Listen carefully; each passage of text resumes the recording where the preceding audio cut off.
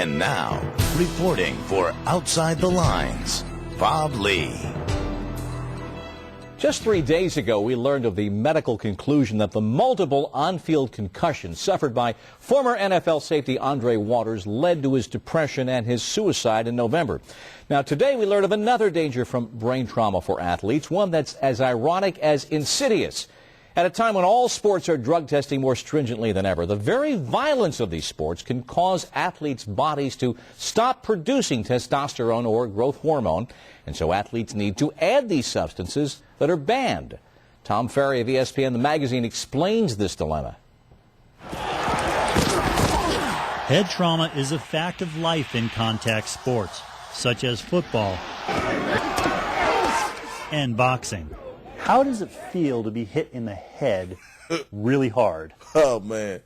Well, when you first get hit, you see a big black spot, and then the pain hits you. After I get done with the fight, I'm like, damn, do I really want to do this? Is this the career I really want to choose?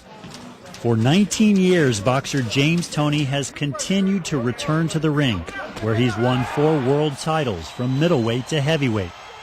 But along the way, he also may have suffered an injury that doctors only now are beginning to understand.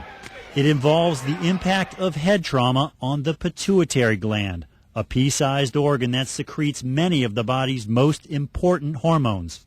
The pituitary gland sits at the base of the skull. It sits directly behind the eyes and right in the midline behind the nose and the nasal cavity. UCLA neurosurgeon Dan Kelly is one of the leading researchers in the emerging area of pituitary injuries. So when someone has a head injury, the brain, we know, moves around within the skull, and there can be stretching of the pituitary stalk, or there can be direct damage to the pituitary gland.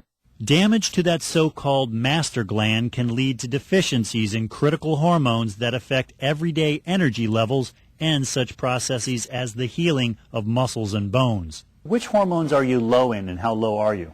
They said my testosterone level's real low, like damn near non-existent.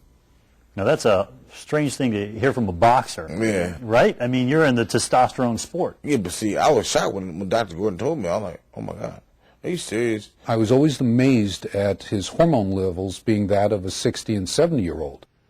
Mark Gordon is the personal physician to Toney, as well as several retired NFL athletes. He showed Outside the Lines the results from a basic blood test taken in March 2005, a month before Toney's championship bout against heavyweight John Ruiz. The results of that test suggest the then 36-year-old boxer was not only low in testosterone, but in the chemical IGF-1, a commonly used marker for growth hormone. A more rigorous follow-up test to confirm the initial findings was not performed.